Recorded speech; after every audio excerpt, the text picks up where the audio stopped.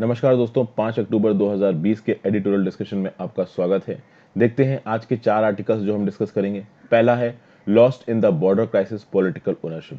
India और China का जो पॉलिटिकल या फिर आप कह सकते हो मिलिट्री स्टैंड ऑफ चल रहा है गलवान वैली में, और बाकी स्टैंड ऑफ पॉइंट्स पे पूरे के पूरे लद्दाख में जो पूरी की पूरी लाइन ऑफ एक्चुअल कंट्रोल है, जिसमें देपसांग प्लेन्स, पैंगोंग सो, गलवान वैली सब आता है।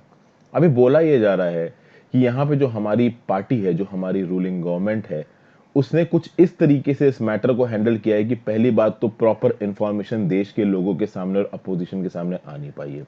दूसरी बात, आर्मी को फोरफ्रंट पे रख के रखा है।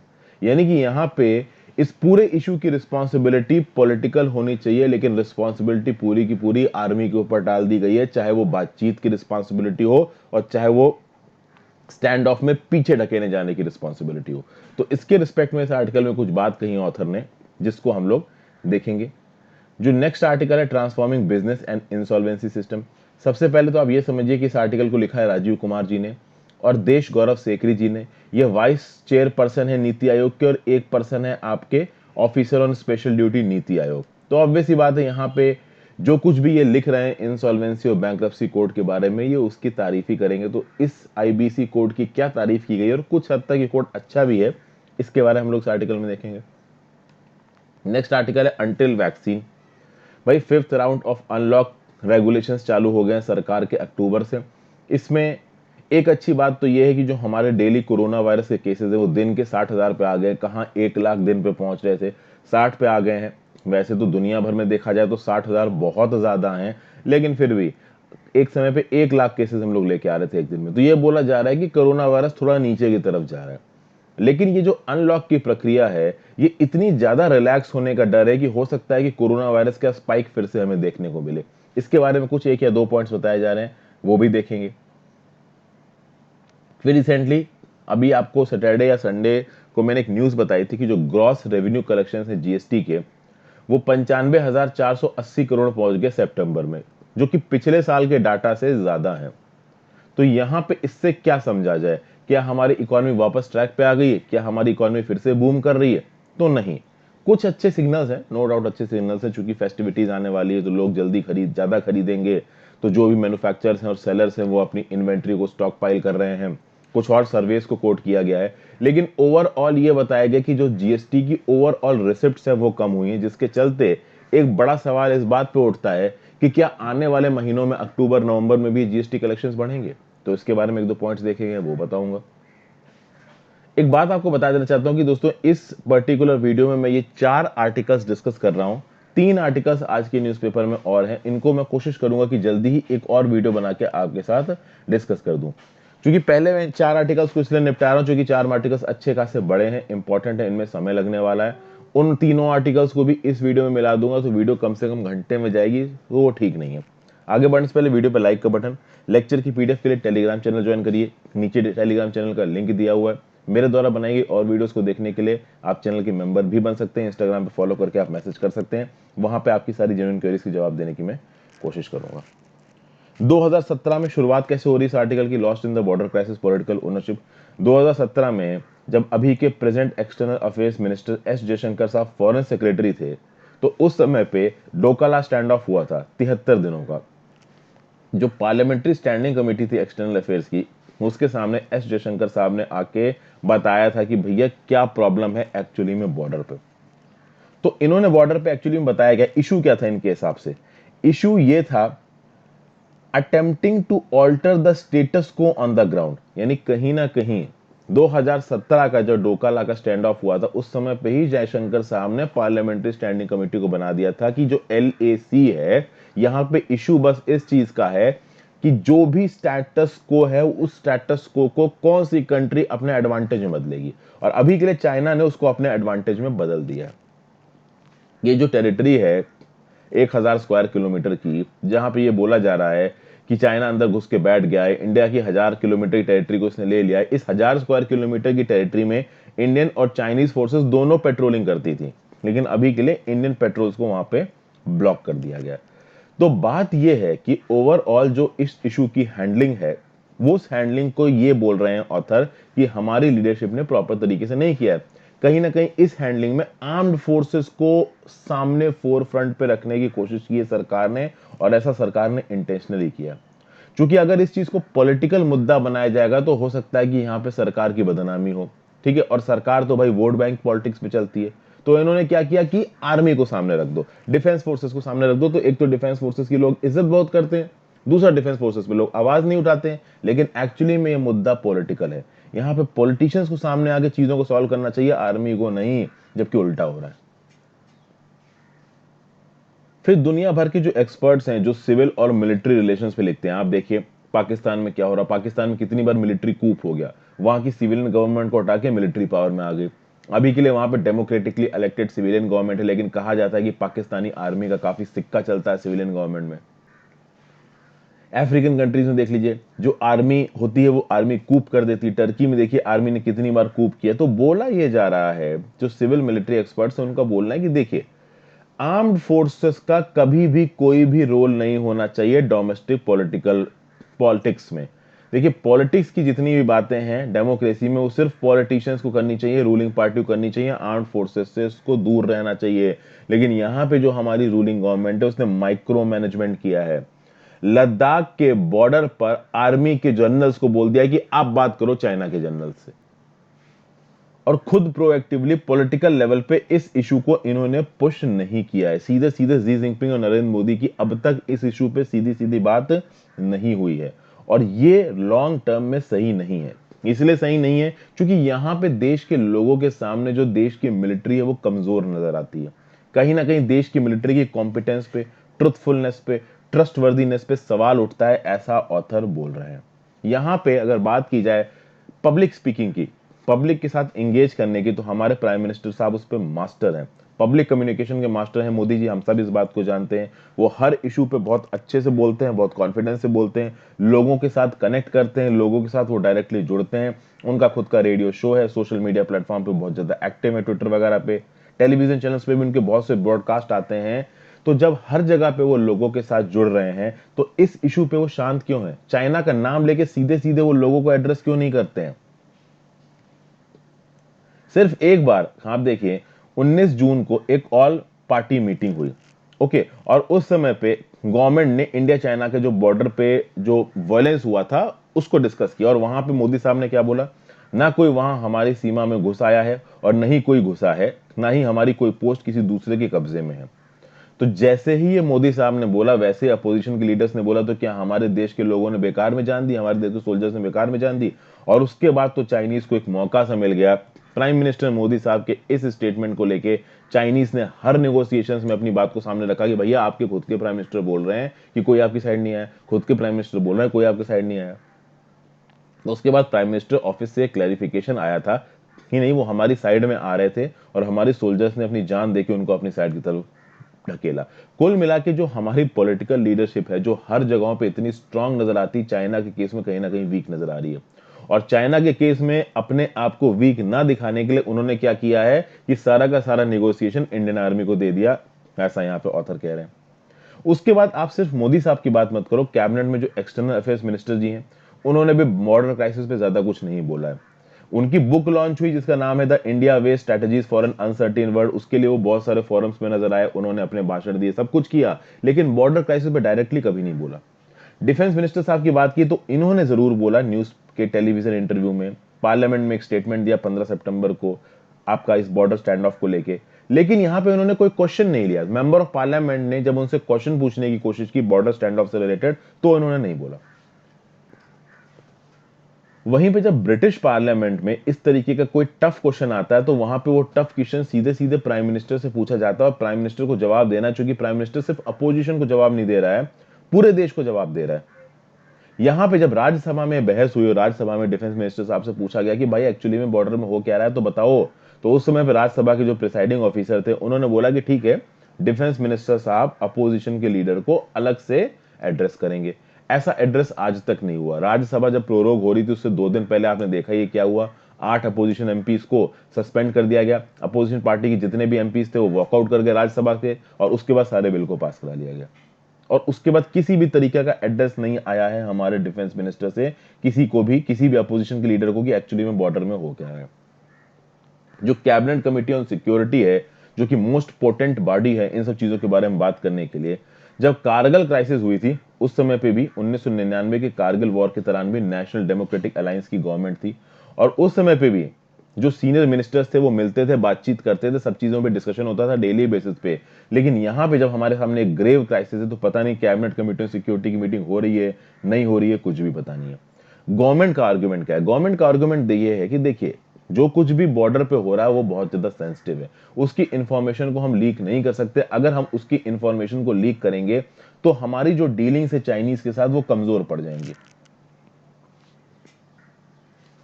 तो ये बात गवर्नमेंट ने बोली, लेकिन ऑथर इसके अगेंस्ट में ये बोल रहे हैं कि जो लोकल लेवल पे मिलिट्री कमांडर्स है उसने कभी कभी जो आर्म फोर्सेस के ऑपरेशनल डिटेल्स है उनको छोटे लेवल पे लीक किया है। तो अगर उन ऑपरेशनल डिटेल्स को लीक करने से हमारी इंडिया की मिलिट्री प्रिपरेशंस पे, नेशनल सिक्योरिटी पे, मिलिट्री ऑपरेशन से फर्क नहीं पड़ रहा है, तो सरकार द्वारा एक स्टैंड को दिए जाने से फर्क कैसे पड़ेगा? एक आर्गुमेंट यहां पे ये दिया जा सकता है कि सरकार चाइना के साथ ऑब्वियसली बात है बैक डेट से डीलिंग कर रही होगी। अगर लोगों का प्रेशर सरकार के ऊपर आ जाएगा तो किसी भी तरीके की डील चाइना के साथ हम लोग नहीं कर पाएंगे, ये एक पॉइंट हो सकता है। जैसे for example, the government may have hypothetically wanted to ignore the territory China has ingressed in Ladakh after May, if it could have a firm commitment from Beijing on delineating the international boundary। यानी कि China हमारे 1000 square kilometre में घुस आया, जिसपे हम लोग पहले पेट्रोलिंग करते थे, और हमको वहां पे एक्सेस को ब्लॉक कर रहा है। अब ये बात अगर हम देश के लोगों को बता देंगे तो देश के लोगों का गुस्सा बढ़ जाएगा। अब आप एक शर्त पे इस बात को देश के लोगों को नहीं बता सकते हो कि बीजिंग के साथ आपको कोई एक इंटरनल एश्योरेंस मिला है कि चलिए ठीक है, हम लोग अपने बॉर्डर को डिलिनेट कर रहे हैं, एक फिक्स बॉर्डर को करने की कोशिश कर रहे हैं, तो इसके ऊपर बातचीत करते हैं। तो बैक चैनल से अगर बातचीत चल रही तो उस केस में सरकार का ये जो स्टैंड है वो जस्टिफाइड है कि हाँ भाई चलो, लोगों को अभी कुछ समय के लिए मत बताओ, एक बहुत सेंसिटिव डीलिंग पे बात हो रही हो, हर चीज नहीं बताई जा सकती है, सीधी सीधी बात है। लेकिन कहीं ना कहीं ये बोला जा रहा है कि ये जो स्टैंड है सरकार का, ये स्टैंड गलत है। सरकार को लोगों को सच्चाई बता के लोगों को अपनी साइड लेके चीजों को अपने फेवर में करना चाहिए। जो चाइना है वो हमारी देश की गवर्नमेंट से नहीं डर रहा है, चाइना हमारे देश की आर्मी से और लोगों के नेशनलिज्म से डर रहा है। ये सबसे बड़ी चीज है। चाइना कभी भी हमारी देश की सेंट्रल गवर्नमेंट से और जो एग्जीक्यूटिव बैठा है उससे नहीं डरेगा, वो या तो आर्मी से डरेगा, वो या लोगों के नेशनलिज्म से डरेगा। और यही देखने को मिला, जो उनके जो टाइम्स, ग्लोबल टाइम्स के एडिटर इन चीफ है, उनकी ट्वीट पढ़ लीजिए, चाहे ग्लोबल टाइम्स के आर्टिकल पढ़ लीजिए, वहां पे साफ साफ ये बात पता चलती है। सरकार को शायद इस बात का डर है कि सरकार ने अगर पब्लिकली इस बात को एक्नॉलेज कर लिया कि 1000 स्क्वायर किलोमीटर ऑफ इलाका चाइना ने हड़प लिया है हमारा, तो इंडियंस का प्रेशर बढ़ जाएगा सरकार के ऊपर कि मिलिट्री एक्शन के थ्रू इस इलाके को वापस छीनो। और अगर मिलिट्री एक्शन का खतरा बढ़ गया तो ऑब्वियसली आप देखोगे कि जो भी निगोसिएशंस वाली डील्स हैं चाइना के साथ वो नहीं हो पाएंगी। अब यहां पे कुछ इंस्टेंस कोट किए। क्या इंस्टेंस कोट किए? जब लोग आपकी साइड होते हैं तो लोगों के प्रेशर के चलते आप कुछ अच्छे डिसीजंस ले लेते हो। जैसे कि फॉर एग्जांपल, जो डेप्यूटी प्राइम मिनिस्टर थे एल के आडवाणी साहब, वो वॉशिंगटन डीसी गए 2003 में, और 2003 में वॉशिंगटन डीसी जाके उन्होंने ये कमिटमेंट कर दी कि हम अपने इंडियन ट्रूप्स को इराक में भेजेंगे, इराक वार में पार्टिसिपेट करने के लिए। तो जो अमेरिका ने इराक में ढावा बोल दिया था उसमें इंडियन सोल्जर्स भी जाके लड़ेंगे। अब जैसे ही एल के आडवाणी साहब ने ये अनाउंसमेंट किया वॉशिंगटन डीसी में, इंडिया में एक गुस्से की लहर फूट पड़ी। इंडियंस ने बोला कि भैया हमारे सोल्जर्स क्यों जाके इराक में मरेंगे। तो उसके बाद जब हमारे देश का गुस्सा देखा हमारे प्राइम मिनिस्टर अटल बिहारी वाजपेयी जी को, तो उन्होंने इस डिसीजन को वापस ले लिया। इस एग्जाम्पल को यहाँ पे कोट क्यों कर रहा है ऑथर? वो इसलिए कोट कर रहा है कि देखिए, जब लोग आपके साइड होते हैं तो लोगों के मूड के हिसाब से आप डिसीजन लेते हो। लोगों का मूड केवल हमारी सरकार को नहीं, चाइना की सरकार को भी दिखेगा। तब जब चाइना की सरकार को पता चलेगा कि भैया यहाँ पे लोग गुस्से में और ये अटैक हो जाएगा, तो वो भी थोड़ा डरेंगे। सिर्फ ये जो हमारा एग्जीक्यूटिव का हैंडल करने का तरीका है, इससे कुछ होने वाला नहीं है। अभी के लिए एग्जीक्यूटिव और हमारी सरकार क्या कर रही है? लोगों को मिस इन्फॉर्म कर रही है, अनइन्फॉर्म कर रही है। साथ साथ एक प्रोपोगेंडा मशीनरी चला रही है जहां पे न्यूज़पेपर कमेंटेटर्स, जर्नलिस्ट बैठ के इंडिया की मिलिट्री और डिप्लोमेटिक कैपेबिलिटीज को हाइप करके दिखा रहे हैं। ये दिखा रहे हैं कि हम चाइना से कितने ज्यादा स्ट्रांग है। एग्जेगरेटेड पावर को दिखा रही है। हमारी पावर है बट पावर को बहुत ज्यादा एग्जेगरेट करके दिखा रहे हैं कि लड़ाई हो गई तो हम चाइना को मार देंगे, ये कर देंगे, वो कर देंगे, जबकि एक्चुअली में ऐसा है नहीं। तो एंड में ऑथर बस यही बोल रहे हैं कि देखिए, इंडिया के सामने जो क्राइसिस है बॉर्डर पे, एक बहुत ही ग्रेव क्राइसिस है। ग्रेव क्यों है? क्योंकि पहली बात तो हम लोग नोवल कोरोना वायरस के पैंडेमिक से जूझ रहे हैं। एक तो सबसे बड़ी बात ये है, हमारी जो इकोनॉमी है वो नीचे जा रही है, ये भी एक बहुत बड़ी प्रॉब्लम है। और दूसरी बात ये है कि जो सरकार है वो सीधे सीधे इस चीज की रिस्पॉन्सिबिलिटी नहीं ले रही। कहीं ना कहीं ये जो पूरा इशू है, इस इशू को इस तरीके से डील करना है कि भैया सरकार प्रोएक्टिवली इन्वॉल्व होकर हमारे प्राइम मिनिस्टर जी लीडरशिप लेके चाइना के साथ एक पॉसिबल एक स्ट्रांग फ्रंट को प्रोड्यूस करने की कोशिश करें, बट एक्चुअली में हो नहीं रहा है। सरकार सब कुछ आर्मी पे डाल रही है। यहां पे आर्म्ड फोर्सेस को इस क्राइसिस का पब्लिक फेस दिखाना सरकार का गलत है। सरकार डेमोक्रेटिकली इलेक्टेड है, सरकार की पॉलिटिकल अकाउंटेबिलिटी है, उनको सामने आके रिस्पॉन्सिबिलिटी लेनी पड़ेगी। वो आर्मी पे सब कुछ डाल के बैक प्लेयर से काम नहीं कर सकते, उनको सामने आगे चीजें देखनी पड़ेंगी। ऐसा यहाँ पे ऑथर बोल रहे हैं, बट ऐसा कुछ हो नहीं रहा है। अब देखते हैं क्या निकल के आता है। यहाँ पे अभी भी जो हमारे इलाके की पेट्रोलिंग थी, वो पेट्रोलिंग तो देखिए ब्लॉक करके रखी गई है, और यहाँ पे आर्मी की कोई गलती नहीं है। यहाँ पे सरकार पॉलिटिकल लीडरशिप जो ऑर्डर्स देगी वही होगा, और पॉलिटिकल लीडरशिप शांत बैठी है। तो आगे बात करते हैं, transforming business and the insolvency system, further streamlining the insolvency and bankruptcy code can instil more confidence in foreign and local investors.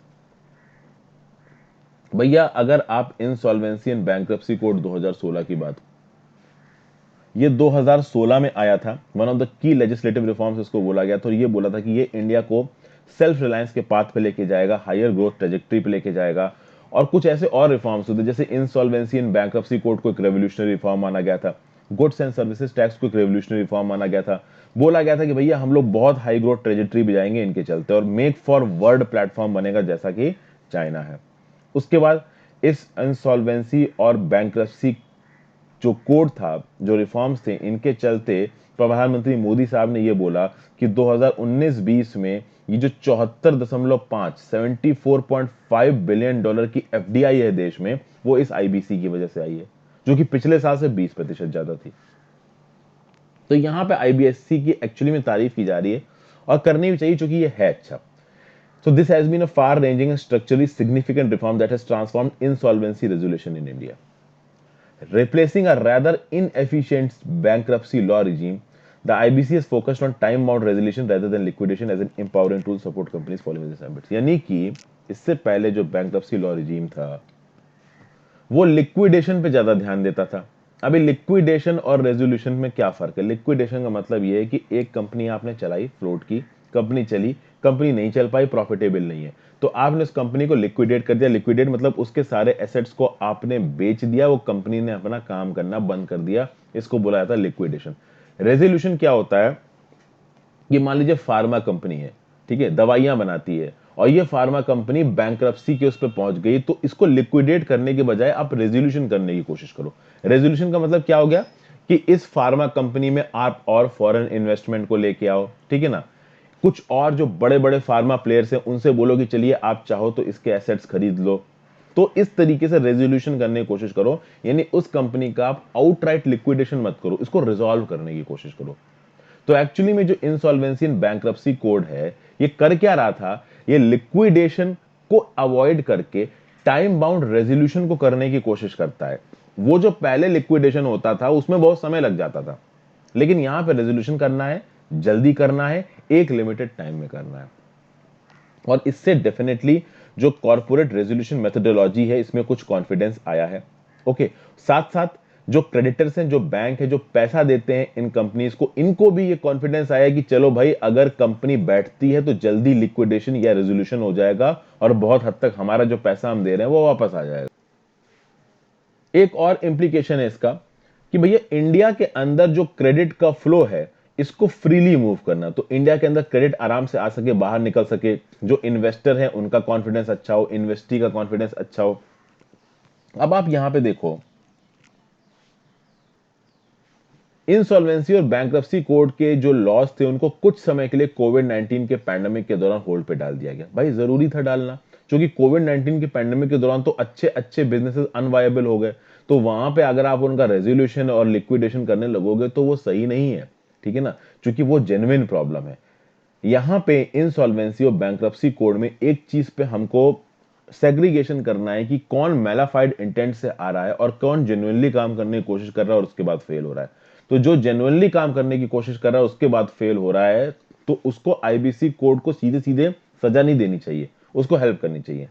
तो यहाँ पे it will greatly streamline insolvency process in a sustainable, efficient and value retaining manner, ऐसा authors का बोलना है। कुछ statistics दिए यहाँ पे, ये स्टैटिस्टिक्स इंपॉर्टेंट है। अगर आप बात करो इंडिया में, तो इंडिया में कोर्ट केसेस की सीरियस बैकलॉग है। लगभग 4 करोड़ मैटर्स पेंडिंग है फाइनल जजमेंट के लिए। कोरोना वायरस के पेंडेमिक के चलते ये चीजें हो जाएंगी। अब आप देखो, इनफोर्सिबिलिटी ऑफ कॉन्ट्रैक्ट, कौन से कॉन्ट्रैक्ट की बात हो रही है? जब भी कोई बिजनेस किसी शेड्यूल्ड कॉमर्शियल बैंक से या किसी भी बैंक से या किसी भी बैंक की एंटिटी से लोन लेता है, उधार लेता है, तो ये जो बैंक है वो इस बिजनेस को कुछ शर्तों पे लेन देता है, और वो शर्तें लिखी होती हैं कॉन्ट्रैक्ट में। तो कॉन्ट्रैक्ट में लिखा होता है कि भैया आप इतना कंस्ट्रक्शन पूरा कर लोगे तो अगली पेमेंट हम आपकी रिलीज कर देंगे, आप इतने समय बाद हमको इस इंटरेस्ट के साथ पैसा वापस करने लगोगे, तो ये कॉन्ट्रैक्ट है। ठीक है, और इस कॉन्ट्रैक्ट की इन्फोर्सिबिलिटी इंपॉर्टेंट है। यानी कि देखिए, जिस कंडीशन के हिसाब से बैंक ने पैसा दिया है उस कंपनी को, उस कंपनी ने पैसा लिया है बैंक को, वो कॉन्ट्रैक्ट इन्फोर्स होना चाहिए। लेकिन आप देखो, कॉन्ट्रैक्ट इन्फोर्सिबिलिटी का जो टाइम है वो है 1445 दिन। ठीक है ना, साल में 365 डेज होते हैं, ऑलमोस्ट 4 डेज, 4 साल लग रहे हैं कॉन्फोर्ट, ये जो आपका कॉन्ट्रैक्ट है इसकी इन्फोर्सिबिलिटी में। ये सही नहीं है। और कॉन्ट्रैक्ट की इन्फोर्सिबिलिटी में खर्चा कितना हो जा रहा है? 31% ऑफ द क्लेम वैल्यू। आपको नहीं समझ में आ रहा होगा तो मैं आपको बताता हूं। जब कॉन्ट्रैक्ट निकल के आता है तो उस कॉन्ट्रैक्ट में यह भी लिखा जाता है कि अगर आप इतने समय तक इतनी चीजें नहीं दे पाए तो आपका ये जो ओवरऑल कंपनी है ये इंसॉल्वेंसी और बैंक्रप्सी कोड के प्रोविजंस के हिसाब से, जो भी पुराना बैंक्रप्सी लॉ था उसके प्रोविजंस के हिसाब से इंसॉल्वेंसी में चली जाएगी। ठीक है, तो इंसॉल्वेंसी एंड बैंक्रप्सी की प्रोसीडिंग चलेगी आपके अगेंस्ट में।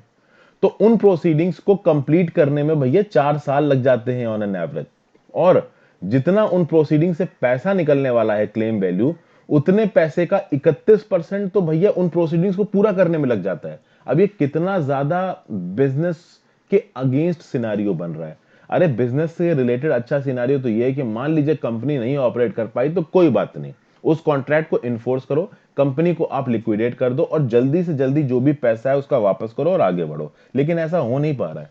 तो इसके लिए यहाँ पे जो आपका ये आईबीसी ये कुछ और अच्छी चीजें कर रहा है, जैसे कि डिक्रिमिनलाइजेशन ऑफ माइनर ऑफेंसेस। यहां पे क्या बोला गया है कि देखिए, जो बिजनेसेस अपना बिजनेस चला रहे हैं उनमें दो तरीके के लोग हैं। एक लोग तो ऐसे हैं जो जबरदस्ती जो भी नियम कानून है उनको स्किप करके फ्रॉडुलेंट तरीके से, मैलाफाइड इंटेंट तरीके से पैसे को उठा रहे हैं, उनका कभी भी मूड नहीं होता पैसा वापस करने का, तो इनके अगेंस्ट क्रिमिनल पेनाल्टीज लगानी चाहिए। लेकिन कुछ ऐसे बिजनेसेस जो गुड फेथ में काम कर रहे हैं, सच में वो सही फेथ में काम कर रहे हैं, बट किस्मत खराब होने की वजह से या बिजनेस आइडिया उतना हिट हो नहीं मारा उसकी वजह से उनका आइडिया गड़बड़ हो जाता है, उनका बिजनेस फ्लॉप हो जाता है। तो उस केस में जब माइनर मिस्टेक्स हो, और आईबीसी में बहुत सारे लॉज हैं, बहुत सारे प्रोविजन है, हर प्रोविजन में घुसना जरूरी नहीं है। तो इनफैक्ट आप बस इतना समझिए कि जो माइनर गलतियां, उन माइनर गलतियों का जो ऑफेंसेस का जो आप कह सकते हो सजा है उसको आप डीक्रिमिनलाइज करो। तो माइनर ऑफेंसेस का डीक्रिमिनलाइजेशन होना चाहिए, और जो मेजर ऑफेंसेस है, जो फ्रॉडुलेंट आउटकम्स है, जो मैलाफाइड इंटेंट है, उसको सजा देनी चाहिए। कुछ और लेजिस्लेटिव मेजर्स लेके आए गए हैं इंडिया में इन्वेस्टमेंट क्लाइमेट को अच्छा करने के लिए, जैसे कि commercial courts, commercial divisions and the commercial appellate divisions act of 2015। ये क्या बोलता है कि डिस्ट्रिक्ट के लेवल पे कुछ कॉमर्शियल कोर्ट्स बनाई जाएंगी और ये कॉमर्शियल कोर्ट्स इस आईबीसी की प्रोसीडिंग्स को असिस्ट करेंगी। ठीक है, आप देखिए, commercial courts, commercial divisions, commercial entities से रिलेटेड जो भी डिस्प्यूट्स हैं वो इन कोर्ट्स में जा सकते हैं। और इनके चलते जो 1500 ऑब्सोल्यूट और आर्केइक लॉस पहले एग्जिस्ट करते थे उनको हटा दिया गया। तो 1500 ऑब्सोलीट और आर्केइक लॉस को हटाया गया। आपका कॉमर्शियल कोर्ट्स, कॉमर्शियल डिसीजंस और कॉमर्शियल एपेलेट डिवीजंस एक्ट 2015 लेके आया गया, ताकि डिस्ट्रिक्ट लेवल पे जो भी कॉमर्शियल प्रॉब्लम्स आती है उनको इन कोर्ट्स में सुलझाया जा सके। तो भाई इनको अगर आप इंसॉल्वेंसी और बैंक्रप्सी कोर्ट के साथ मिला के देखोगे तो एक एफर्ट दिख रहा है सरकार की तरफ से, एक मल्टी डायमेंशनल एफर्ट दिख रहा है कि जो पोटेंशियल इन्वेस्टर्स हैं उनको जो देश के इन्वेस्टमेंट का माहौल है वो थोड़ा अच्छा नजर आए। नो डाउट यहाँ पे कुछ चीजें अच्छी करने की कोशिश की गई, और प्लस साथ साथ दोस्तों, हमारे देश में एक बहुत बड़ी बॉडी है जिसका नाम है insolvency and bankruptcy board of India. ये एक ऐसा ऑर्गेनाइजेशन बनाया गया है जो ऊपर से हर चीज को रेगुलेट कर रहा है, पूरी की पूरी इंसॉल्वेंसी पॉलिसी को डेवलप कर रहा है मार्केट रियलिटीज को ध्यान में रखते हुए। इस तरीके के ऑर्गेनाइजेशंस देश की बहुत कम दूसरी कंट्रीज में है। तो एफिशिएंसी को एक प्रॉपर परिभाषा देने की कोशिश की गई है यहाँ पे। ओके, यहाँ पे कुछ डाटा है मिनिस्ट्री ऑफ कॉर्पोरेट अफेयर्स का, जिसको आप अपने एग्जाम में कोट कर सकते हो। चूंकि ये मिनिस्ट्री ऑफ कॉर्पोरेट अफेयर्स का डाटा है तो आप इजीली एग्जाम में लिख सकते हो। क्या बोला है मिनिस्ट्री ऑफ कॉर्पोरेट अफेयर्स ने अपनी ईयर एंड की प्रेस रिलीज में बोला कि इंडिया का बहुत रैपिड राइज हुआ ईज ऑफ डूइंग बिजनेस की रैंकिंग्स में। अगर आप बात करो रिजॉल्विंग रिजॉल्विंग इंसॉल्वेंसी इंडेक्स की रैंकिंग में, तो इंडिया की रैंकिंग 2019 में हो गई 52, 2018 में 108 थी। तो रिजॉल्विंग इंसॉल्वेंसी इंडेक्स में इंडिया की रैंकिंग जबरदस्त बढ़ी है, 56 प्लेसेस से बढ़ी है। दूसरी बात, जो रिकवरी रेट है वो 3 गुना बढ़ा है। 2018 में 26.5% था, 2019 में 71.6% हो गया। अब आप बोलोगे ये रिकवरी रेट क्या है? तो भैया बैंक उधार में पैसा बांट रही है ना बिजनेसेस को, अभी बिजनेसेस ठप हो गए तो इनसे पैसा बैंक को कितना वापस आ रहा है इसको बोला जाएगा रिकवरी रेट। तो ये 2018 में 26.5% था, 2019 में 71.6% हो गया, 26.5%, 71.6%। दूसरी बात, overall time taken in recovery also improved 3 times, coming down 4.3 years in 2018 to 1.6 in 2019। यानी कि इस रिकवरी को करने में समय कितना लगा, तो ये भी इंप्रूव हुआ है। तो 2018 तक समय लगता था on an average 4.3 years, 4.3 years, और 2019 में समय हो गया है 1.6 इयर्स। तो काफी इंप्रूवमेंट यहां देखने को मिल रहा है। फिर ओवरऑल दोस्तों आपको यह समझना है कि जो पूरा इंसॉल्वेंसी एंड बैंक्रप्सी कोड का जो प्रोसेस है, इसमें दो चीजें प्रायोरिटी पे हैं। पहली बात तो ये प्रोसेस टाइम बाउंड होना चाहिए। दूसरी बात, यहां पे आपको रेजोल्यूशन पे फोकस करना है, लिक्विडेशन पे फोकस नहीं करना है। जितना ज्यादा हो सके आप उस बिजनेस को रिवाइव करने की कोशिश करो, ना कि लिक्विडेट करने की। क्योंकि लिक्विडेट का मतलब तो ये होता है कि बिजनेस खत्म, और रिजॉल्व करने का मतलब ये होता है कि कुछ इंटरेस्टेड प्लेयर्स फिर से उसमें बिजनेस में कुछ पैसा के इन्फ्यूज करके उसको उठाने की कोशिश करें। तो रेजोल्यूशन पे फोकस होना चाहिए, लिक्विडेशन पे नहीं। टाइम बाउंड प्रोसेस होना चाहिए। एक रिपोर्ट आई थी बैंक्रप्सी लॉ रिफॉर्म्स कमेटी की, आप इस रिपोर्ट को बैंक्रप्सी लॉ रिफॉर्म्स कमेटी की। इस कमेटी की रिपोर्ट ने क्या बोला कि देखिए बैंक्रप्सी कोर्ट के अंदर जो प्रोसीडिंग्स होती हैं उनको टाइम बाउंड करना बहुत जरूरी है। एक समय के अंदर आप उनको निपटा दो। क्योंकि जब आप एक समय के अंदर निपटा देते हो तब चीजें अच्छी हो जाती है। मैं बताता हूं क्यों। आप सोचिए एक कंपनी लिक्विडेट हो रही है। अभी वो कंपनी अगर लिक्विडेट हो रही है, अगर आप उसको टाइम बाउंड लिक्विडेट करते हो तो उसके एसेट्स की कीमत अच्छी मिल जाएगी। तो मान लीजिए इस साल एक कंपनी बैंकरप्ट हुई, अगर आज इस साल उसको लिक्विडेट कर देते हो तो उसके एसेट से एक अच्छी प्राइस निकल आएगी। और 4 साल तक ये लिटिगेशन चलता रहता है, बैंकरप्सी प्रोसीडिंग्स चलती रहती है। तो 4 साल बाद जो उसके एसेट से हमको पैसा निकलेगा वो बहुत कम होगा, क्योंकि साल दर साल एक ऐसी कंपनी जो प्रॉफिटेबल नहीं है, बैंकरप्ट हो रही है, उसके एसेट्स बहुत तेजी से डेप्रिशिएट करेंगे। तो अगर एक पहले साल में उनकी वैल्यू 100 है तो हो सकता है अगले साल में 80 पहुंच जाए। तो जितनी जल्दी अगर हम लोग इंसॉल्वेंसी प्रोसीडिंग कर देंगे उतना ज्यादा पैसों की रिकवरी हो जाएगी। और यहां पे एक बहुत बेस्ट आइडिया बताया जा रहा है। Going forward, there could be perhaps be a look at institutionalizing the introduction of a pre-packed insolvency resolution process, the need for which is highlighted by the necessary suspension of IBC proceedings. क्या मतलब है इसका pre-packed insolvency? कि जब contract sign हो रहा होगा scheduled commercial bank के बीच में और एक बोरोवर के बैंक में, इस कॉन्ट्रैक्ट में एक pre packed insolvency resolution process होगा और यह बोला जाएगा कि अगर आप पैसा नहीं लौटा पाए बैंक में तो इस टाइमलाइन के हिसाब से आपका इंसॉल्वेंसी रेजोल्यूशन शुरू हो जाएगा। मतलब कि अब कॉन्ट्रैक्ट में ही लिख दिया जाएगा कि भैया अगर ये कंडीशंस फुलफिल नहीं हुई तो ऑटोमेटिकली इंसॉल्वेंसी रेजोल्यूशन इस तरीके से शुरू हो जाएगा। तो बड़े जबरदस्त आइडियाज हैं। इन आइडियाज को आप कोट कर लो दोस्तों, अपने आंसर्स में नोट में लिख लो। मैंने बहुत डिटेल में आपको ये आर्टिकल समझाया है ताकि आपको आर्टिकल पूरी तरीके से समझ में आ जाए। अब इससे ज्यादा तो क्लियर तरीके से मैं चीजें आपको नहीं समझा सकता हूं। काफी इंपॉर्टेंट पॉइंट्स हैं यहाँ पे। कोविड-19 में अभी बैंक्रप्सी लॉ को लेके हो सकता है सवाल पूछा जाए, चूंकि जो बैंक्रप्सी लॉ है ये काफी न्यूज में था। ओके, नेक्स्ट चलते हैं mix signals on September GST data. The latest GST data gives cause for hope for a sustainable momentum in growth. यहां पे बात की जाए भैया, पैंडेमिक के दौरान जो इकोनॉमिक न्यूज है बिल्कुल भी अच्छी नहीं रही है, एकदम ही गंदी रही है। लेकिन जो लेटेस्ट जीएसटी डाटा निकल के आया है उससे कुछ अच्छी चीजें देखने को मिल रही हैं। जो ग्रॉस रेवेन्यू कलेक्शंस थे जीएसटी के सितंबर में, वो थे 95,480 करोड़, और इस फिस्कल ईयर में सबसे बड़े आप कह सकते हो कलेक्शंस थे। और पिछले साल सितंबर 2019 में जो कलेक्शंस आए थे उससे ज्यादा हैं सितंबर 2020 के कलेक्शन। कहीं ना कहीं जो लॉकडाउन रिस्ट्रिक्शंस थे, अब इन लॉकडाउन रिस्ट्रिक्शंस को ईज किया जा रहा है, इकोनॉमिक एक्टिविटी रीगेन कर रही है, पीपल नॉर्मल बिजनेस की तरफ लौट रहे हैं। कहीं ना कहीं पीक फेस्टिव सीजन आने वाला है, अक्टूबर नवंबर में दशहरा दिवाली होता है, तो दशहरा दिवाली के वक्त लोग ज्यादा खर्चा करते हैं, लोग ज्यादा सामान खरीदते हैं, तो सामान को बेचने के लिए जो सप्लायर्स हैं वो अपनी इन्वेंट्री को रीस्टॉक करते हैं, तो जीएसटी ज्यादा फिल हो रहा है। तो कहीं ना कहीं इन सब एक्टिविटीज की वजह से आप बोल सकते हो कि जो जीएसटी कलेक्शन है वो बढ़ रहे हैं। ओके, यहाँ पे कुछ और हाई फ्रीक्वेंसी इंडिकेटर्स हैं, including automobile wholesales and the survey based purchasing managers index for manufacturing both for September reflected this push to build up stocks. यानी कि परचेजिंग मैनेजर्स इंडेक्स है जो कि मैन्युफैक्चरिंग के लिए होता है, उसके सितंबर का डाटा दिखाता है कि हाँ भाई, जो सेलर्स हैं, जो सप्लायर्स हैं, वो अपनी इन्वेंट्री को स्टॉक कर रहे हैं, सामान को बहुत एग्रेसिवली खरीद रहे हैं, ऑटोमोबाइल की होलसेल भी बढ़ रही है। फिर the IHS market manufacturing PMI reading was at its highest in more than 8 years as accelerated increases in new orders and productions buoyed the sector's outlook।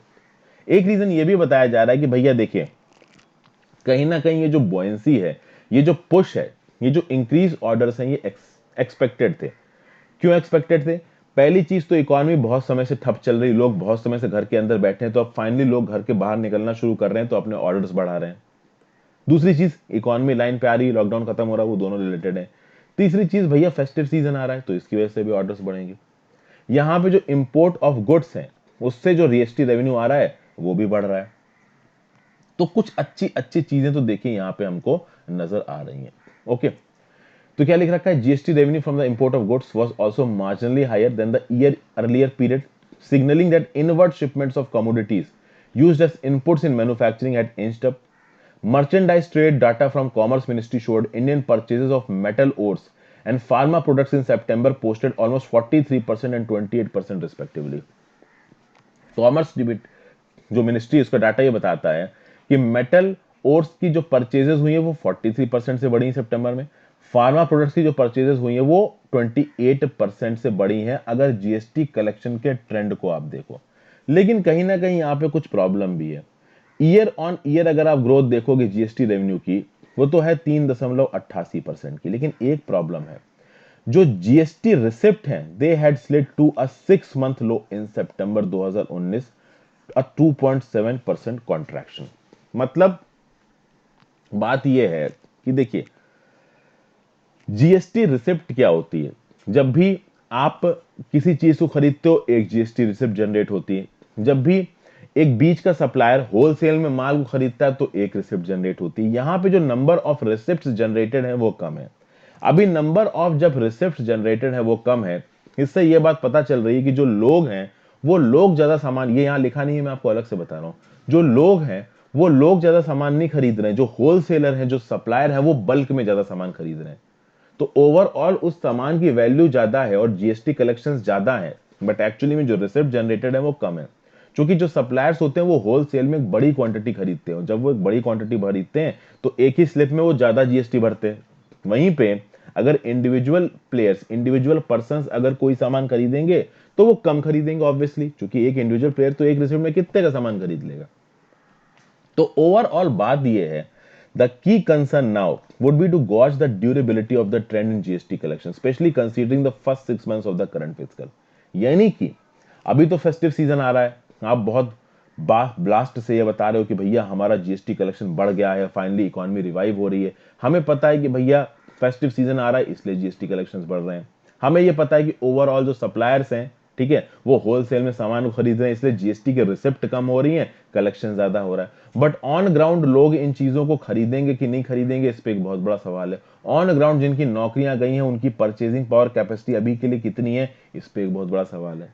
और खासकर इस चीज को इस तरीके से देखिए कि देखिए, first 6 months of the current fiscal, the cumulative revenue receipts are 25% lower year on year. यानी इस साल की जो पहले 6 महीने, अप्रैल, मई, जून, जुलाई, अगस्त, सितंबर, तो अप्रैल से सितंबर 2020 में जो पैसा कलेक्ट हुआ है, अप्रैल से सितंबर 2019 में जो पैसा कलेक्ट हुआ था, उससे 25% कम है। तो बहुत ज्यादा कम है, 25% एक बहुत बड़ा अमाउंट होता है। यहां पे आप देखो, एक और फैक्टर निकल के आ रहा है। निर्मला सीतारमन जी ने जब बजट रखा था 2020-21 फरवरी में, तब उन्होंने बोला था कि जीएसटी रिसिप्ट्स में लगभग 12.8% का इंक्रीमेंट होगा, लेकिन पैंडेमिक लॉकडाउन के चलते अब तो ये इम्पॉसिबल लग रहा है। अब चूंकि आज जीएसटी काउंसिल की मीटिंग है, तो जीएसटी काउंसिल में पहले तो जीएसटी कंपनसेशन सेस पे काफी लड़ाई होने वाली है। दूसरी बात, जीएसटी कलेक्शन के ट्रेंड को आगे कैसे एक्सपेक्ट करना है, किस हिसाब से एक्सपेक्टेशंस रखनी है कि हाँ भाई बढ़ेगा घटेगा, ये सब चीजें देखनी अभी के लिए बाकी है। ओके, एक चीज हो गई। अब यहां पे आते हैं एक आर्टिकल पे जिसका नाम है अनटिल वैक्सीन ऑन अनलॉक 5। देखिए, अनलॉक 5 यानी कि अक्टूबर में और जो इकोनॉमिक एक्टिविटीज है, एजुकेशन से रिलेटेड, एंटरटेनमेंट से रिलेटेड, बिजनेस कॉन्फ्रेंस से रिलेटेड, वो भैया अब शुरू हो रही हैं कोरोना वायरस फैलने के बावजूद। अब कुछ लोग बोलेंगे कोरोना वायरस तो कम हो रहा है, बिल्कुल कम हो रहा है भाई, कोरोना वायरस कम हो रहा है। देश में 60,000 केसेस आ रहे हैं, कहां एक समय पे दिन में 1 लाख केसेस आ रहे थे, कहां अब दिन में एक समय पे 60,000 केसेस आ रहे हैं, बट केसेस अब भी आ रहे हैं। 60,000 केसेस कोई कम नहीं है। तो आप जो लॉकडाउन खोल रहे हो, उस लॉकडाउन के चलते आप एजुकेशन को खोल रहे हो, तो बहुत सारे स्टेट्स अक्टूबर 15 से अपने स्कूल को खोलने की सोच रहे हैं, कोचिंग सेंटर्स को खोलने की सोच रहे हैं। ऑब्वियस सी बात है, वहां पे कोई जबरदस्ती नहीं है बच्चों पे जाके बैठने की, बट कहीं ना कहीं बच्चे तो खतरे में है ना। अगर वो उन स्कूलों में जाके बैठेंगे तो डेफिनेटली खतरे में आ जाएंगे। तमिलनाडु और आंध्र प्रदेश में तो एक एविडेंस देखने को मिल रहा है कि चिल्ड्रंस के अंदर जो इन्फेक्शन है वो बहुत तेजी से बढ़ रहा है। कहीं ना कहीं एक ब्लेम गेम शुरू हो गया है। केरला, तमिलनाडु और बाकी स्टेट्स की सरकारें लोगों के ऊपर इल्जाम लगा रही कि लोग भाई सेफ पब्लिक बिहेवियर नहीं कर रहे हैं, खुलेआम घूम रहे हैं, मास्क नहीं पहन रहे हैं, ग्लव्स नहीं पहन रहे हैं, इसलिए कोरोना वायरस फैल रहा है।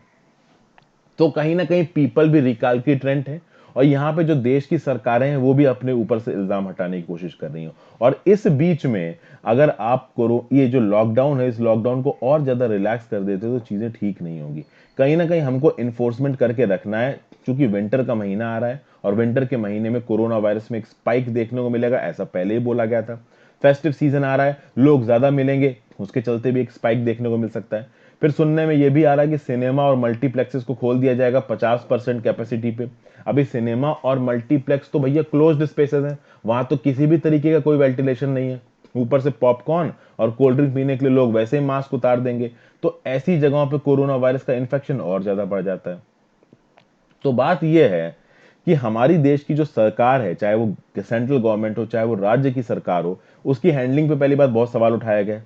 दूसरी बात यह बोला गया है कि ये लोग से जब भी सवाल पूछा जाता है ये रिकवरी रेट को ले आते हैं बीच में। तो यूनियन हेल्थ मिनिस्ट्री को आप देखो कि इंडिया की रिकवरी रेट बहुत अच्छी है, रिकवरी रेट बहुत अच्छी है, तो रिकवरी रेट से वो अपने सक्सेस को दिखाने लगते हैं। बट कहीं ना कहीं कुछ चीजों को वो छुपा रहे हैं, जैसे कि हर स्टेट में किस किस तरीके के टेस्ट हो रहे हैं वो छुपा रहे हैं, कितने लोगों की मौत हुई वो छुपा रहे हैं, पोस्ट रिकवरी स्टेटस क्या है कोरोना वायरस का, कि एक बार एक पर्सन को कोरोना वायरस हुआ, ठीक हो गया, ठीक होने के बाद क्या उसको फिर से लौट के आया, इसके बारे में कोई भी इंफॉर्मेशन पब्लिक डोमेन में अवेलेबल नहीं है। ठीक है ना। तो कुल मिला के ओवरऑल जो गवर्नमेंट की रिपोर्टिंग है उसको इंटेंशनली उतना ज्यादा उठा के नहीं दिखाया जा रहा। तो ये एक बड़े ऊपर से टेस्टिंग अभी भी उतने मैसिव स्केल पे नहीं चल रही है, टेस्टिंग की जो प्रोसीजर्स है उनको रैंप अप नहीं किया जा रहा उस लेवल पे। तो यहाँ पे अनलॉक गाइडलाइंस के चलते ऑथर ये बोल रहा है कि देखिए अनलॉक करिए, अच्छी बात है, बट अनलॉक एक लिमिट में करिए, क्योंकि एक लिमिट से ज्यादा अगर आप अनलॉक करोगे और सरकार एक रिकैलकुलेटेड एटीट्यूड दिखाएगी, एक कॉम्प्रोमाइजिंग एटीट्यूड दिखाएगी, तो लोगों की तो आदत है, वो तो वैसे ही मास्क निकाल के घूमने लगेंगे। तो कहीं ना कहीं सरकार को यहाँ पे लीड लेके जो भी सोशल डिस्टेंसिंग, फिजिकल डिस्टेंसिंग की चीजें उनको एक्टिवली प्रमोट करना है, नहीं तो कोरोना वायरस फिर से फैल सकता है। ठीक है दोस्तों, तो ये 4 आर्टिकल्स डिस्कस की कोशिश करूंगा, वो बाकी 3 आर्टिकल्स भी जल्दी डिस्कस करके आपको प्रोवाइड करूं। Thank you for watching.